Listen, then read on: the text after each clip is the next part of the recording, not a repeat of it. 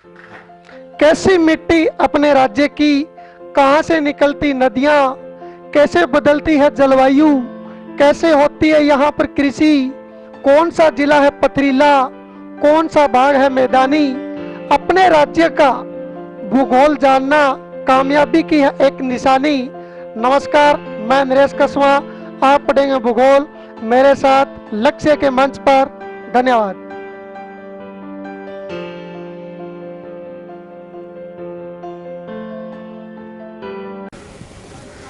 नमस्कार, तेज हरियाणा से गुरविंदर पन्नू। डबवाली में श्री गुरु गोबिंद सिंह खेल स्टेडियम में जहां पर सरकार की तरफ से लाखों दावे किए जाते हैं कि इसे खेल नर्सरी के तौर पर विकसित किया जाएगा ताकि खेल खेल में यहां पर एक युवा यहां के खेल कर एक नाम अपने राज्य का, देश का, डबवाली का रोशन कर सके, मगर ये सब कागजों में अच्छा लगता है।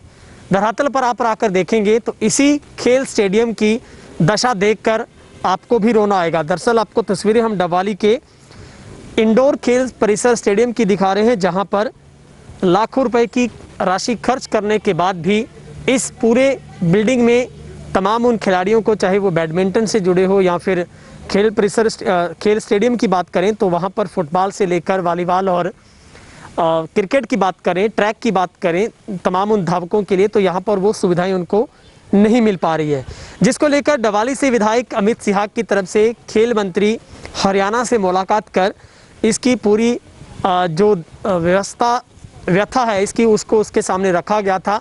और विधायक की तरफ से ये मांग रखी गई है कि डबवाली में इसे एक मॉडल स्टेडियम बनाने, स्टेडियम में खेलने वाले युवाओं को आ रही समस्याओं को दूर करने के लिए जल्द ही कदम उठाया जाना चाहिए।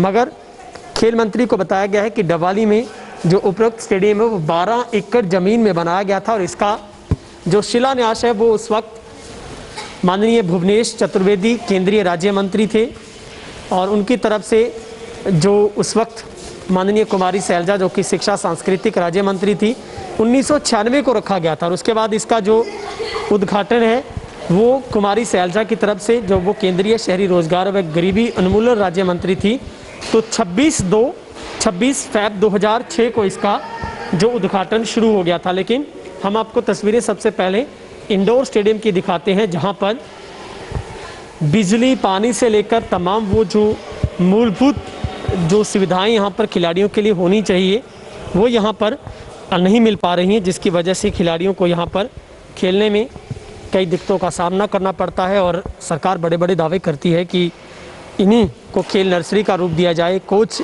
की व्यवस्था यहाँ पर की जाए, लेकिन सब कुछ कागजों में अच्छा लग रहा है।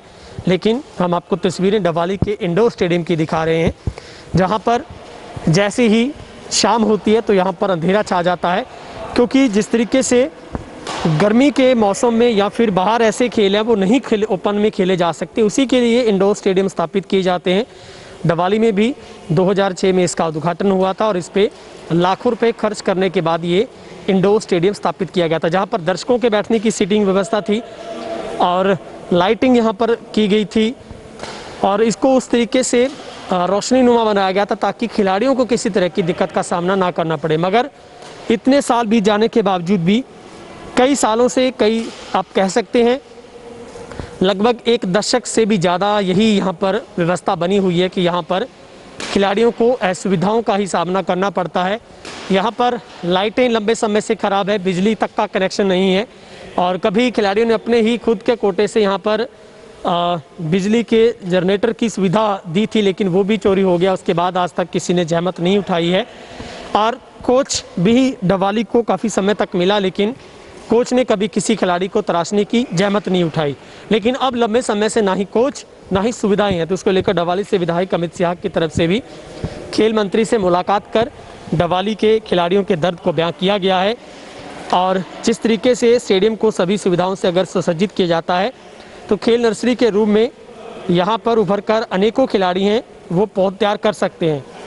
मगर इसी स्टेडियम में जो मुश्किलें खिलाड़ियों को आती है उनमें चाहे आप बिजली, पानी की बात करें, फ्लड लाइट्स की करें, वॉलीबॉल ग्राउंड की व्यवस्था हो, इंडोर स्टेडियम में टूटे हुए शीशे हो, चाहे साफ़ सफाई रख रखाव, टूटी हुई बाउंड्री वॉल, ये तमाम ऐसी दिक्कतें हैं जो खिलाड़ियों को यहाँ पर झेलनी पड़ती है। तो ये इंडोर स्टेडियम की हम आपको तस्वीरें दिखा रहे हैं। हम आपको खिलाड़ियों से भी मिलवाते हैं, उनसे पूछेंगे कि उनको किन तरह की दिक्कतों का सामना करना पड़ता है।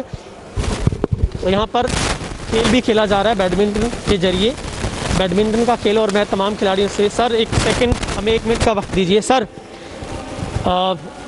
क्या मुश्किल, सर नमस्कार, क्या मुश्किल सर आपको आती है, क्या सबसे बड़ी समस्या है सर? सर इंडोर है, यहाँ लाइट चाहिए सबसे पहले। नंबर 2 मेंटेनेंस नहीं है, सफाई का बहुत बुरा हाल है। तो बेसिक तो हमारी इंडोर के लिए तो ये है। नंबर 2 ग्राउंड मैन होगा, सफाई होगी, इसकी मेंटेनेंस नहीं है सर, यही मैं कहना चाहूँगा। मतलब अभी जैसे सर वक्त तो ये कहता है कि आपको 2-2.5 घंटे और खेलना है, लेकिन खेल नहीं पाओगे आप क्योंकि अंधेरा छा जाएगा। सर एक्चुअली तो ये खेल होता ही अंधेरे में है, अंधेरे की गेम है इंडोर जो है।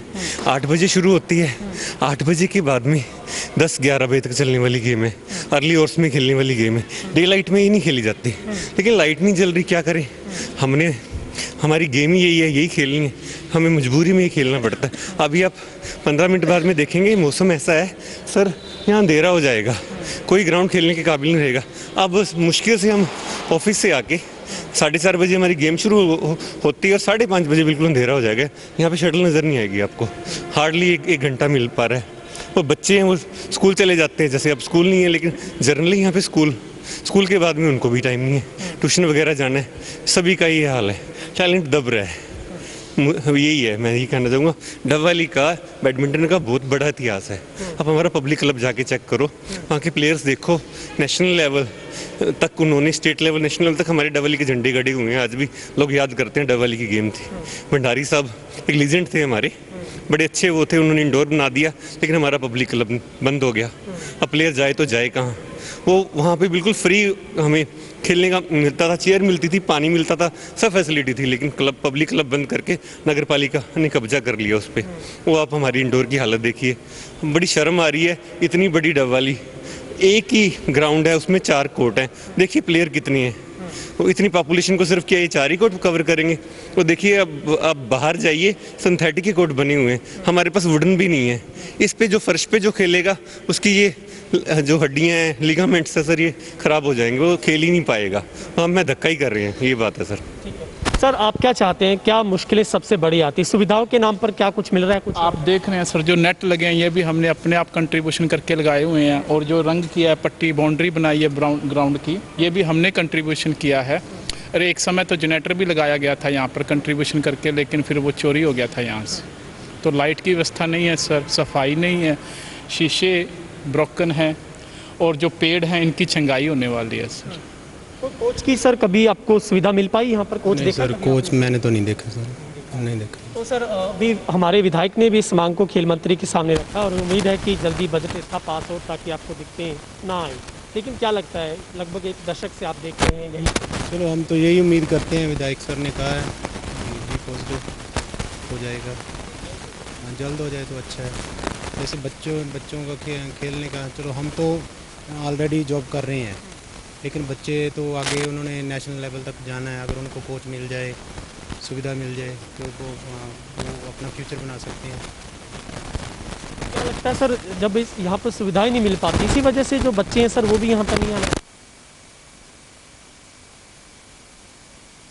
तो थोड़ा ऐसे लग रहा है कि प्लेयर कम है, लेकिन यही चीज़ अगर आप 10 दिन पहले आते या आप 2-3 दिन बाद भी आओगे, अब वीकेंड है तो थोड़ा इस वजह से कम है, नहीं तो ये पूरा हाउसफुल होता है। और हाउसफुल में भी ये सिचुएशन होती है कि एक कोर्ट पे हम 8-8 जने होते हैं और वेटिंग में गेम खेलते हैं, और उस टाइम पे बहुत सारे जो फ्रस्ट्रेशन में चले जाते हैं, जी आज तो नंबर आएगा ही नहीं, और कोई पहले आ जाता है, वो पहले खेलने लग गया, बाद में फिर कोर्ट मिलता नहीं है। तो ये सबसे बड़ी फ्रस्ट्रेशन है कि चलो ये तो लिमिटेड चीज़ है कि हम कहीं ये सरफेस है, वैसे तो ये है ही नहीं, जैसे सर ने पहले बताया कि इसके लिए वुडन या फिर सिंथेटिक का जो सरफेस होना चाहिए। इस पे ठीक है हम स्ट्रगल कर रहे हैं, लेकिन इस स्ट्रगल में भी कहें कि छोटे बच्चों को या आम जो लोग हैं उनको स्पेस नहीं है, ये सबसे बड़ी प्रॉब्लम है और यही फ्रस्ट्रेशन का कारण है। उनके लिए खेलना भी रिस्क भरा तो है पूरा, कई बार कुछ स्लिप हुए हैं और उनके जो चोट भी लगी है, ये भी हुआ है। हाँ जी। तो आपको लगता है सर अगर सुविधाएं यहाँ पर हो, जैसे आप फर्श की बात कर रहे हैं, अगर वो सिंथेटिक या फिर आपको लगता है वुडन का भी हो, तो यहाँ पर बढ़िया बच्चे हो सकते हैं नेशनल लेवल पर? बिल्कुल बहुत संख्या में होंगे। मैं यही कह रहा हूँ कि अभी ये हो सकता है कि हम 5-6 जैसे थोड़े आज हैं, लेकिन नॉर्मली रूटीन में आप देखेंगे यहाँ पे आराम से 40-50 की संख्या होती है, मॉर्निंग में भी, इवनिंग में भी। और कल संडे है, कल आपको फुल हाउस मिलेगा। और यही समस्या रहती है कि ज़्यादातर जो है उनका नंबर नहीं आ पाता। मेन ये समस्या है, क्योंकि फुल हाउस है, हम 4-5 खेल रहे हैं, हमारे 3-4 प्लेयर वेटिंग में है, कोई 2 नए आ गए, कुछ मान लीजिए जैसे कुछ एक इस कोर्ट पर भी कुछ एम्प्लॉई खेलते हैं, वो 5 बजे वहाँ पब्लिक हेल्थ से फ्री होकर आते हैं और आके देखते हैं कि उनका नंबर नहीं आ रहा। फिर कई बार वो फ्रस्ट्रेशन में चले जाते हैं, कुछ फिर बाहर रनिंग कर लेते हैं, मतलब एक हेल्थ कॉन्शियस बस एक एफर्ट के लिए। लेकिन जो गेम है, गेम पूरी तरह से ये कह लीजिए कि किसी भी तरीके से गेम के लिए उनको कोई भी सपोर्टिव चीज़ यहाँ पे मिल नहीं रही। ये सबसे बड़ी प्रॉब्लम है। हाँ जी, आपका बहुत बहुत शुक्रिया सर। तो ये डवाली के हमने इंडोर स्टेडियम की स्थिति से आपको अवगत करवाया है, और न जाने क्यों सरकारें इस तरीके से लाखों रुपए खर्च करने के बावजूद भी जो दावे किए जाते हैं सरकार की तरफ से बड़े बड़े, वो दावे कहीं ना कहीं खोखले साबित होते हैं।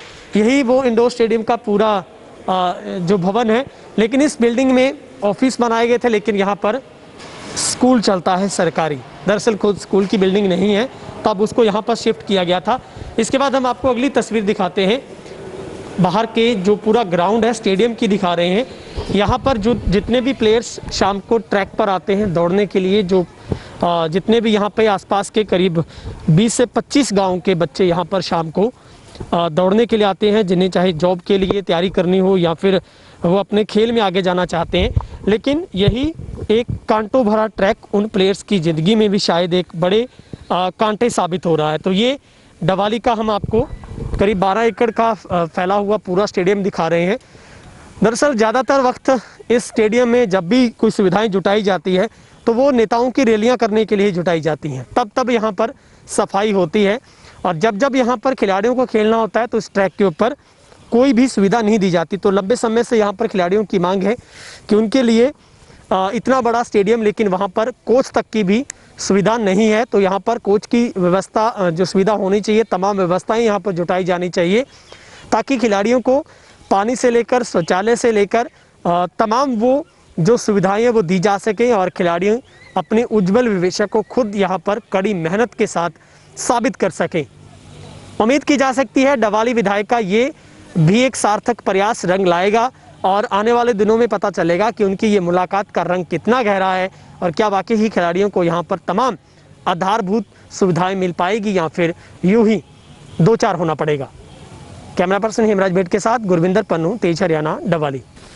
इस वक्त बातचीत के लिए मेरे साथ बहुत सारे प्लेयर हैं जो अलग अलग गांव से इसी स्टेडियम में आते हैं और काफ़ी पसीना बहाते हैं, मगर ये पसीना सचमुच सक्सेस के कितना नज़दीक ले जा सकता है ये खिलाड़ी ही बता सकते हैं, मगर उससे पहले सुविधाओं का भी रोना होता है। सर, आप कहाँ से आए हैं और रोज़ाना आते हैं और कितनी बड़ी मेहनत आप यहाँ पर कर रहे हैं, उसका फल लगता है मिलेगा? हाँ जी, सब तो पहला मैं सत श्री अकाल ਤੇ ਮੈਂ ਪਿੰਡ ਕਿੱਲਿਆਂ ਵਾਲੀ ਤੋਂ ਆਇਆ ਨਾਲ ਪੰਜਾਬ ਤੋਂ ਤੇ ਬਹੁਤ ਵਧੀਆ ਲੱਗਦਾ ਇੱਥੇ ਆ ਕੇ, ਚੰਗਾ ਸਾਥ ਮਿਲ ਰਿਹਾ ਆਸ-ਪਾਸ ਦੇ ਪਿੰਡਾਂ ਦਾ, ਆਪਣੇ ਹਰਿਆਣੇ ਦੇ ਜਿੰਨੇ ਪਿੰਡ ਹੈ ਤੇ ਬਹੁਤ ਵਧੀਆ ਗਰਾਊਂਡ ਹੈ। ਤੇ मुश्किल क्या आती है सर ग्राउंड में आपको? ਮੁਸ਼ਕਿਲ ਬਸ ਥੋੜੀ ਸਾਫ ਸਫਾਈ ਮਿਲ ਜੇ, ਘਾਹ ਥੋੜਾ ਵਧੀਆ ਮਿਲ ਜੇ ਕੱਟਿਆ ਕੱਟਿਆ, ਠੀਕ ਹੈ, ਤੇ ਐਕਸਰਸਾइज ਵਾਸਤੇ ਆ ਹੀ ਹੈ ਥੋੜੀ, ਉਹ ਤਾਂ ਕੋਈ ਜੀ। आपको ट्रैक मिलता है, अच्छा ट्रैक है आपको लगता है? नहीं, ट्रैक थोड़ा पक्का है, इसको तो ट्रैक जो नरम होना चाहिए जिसकी बाजने के लिए थोड़ा फैसिलिटी है।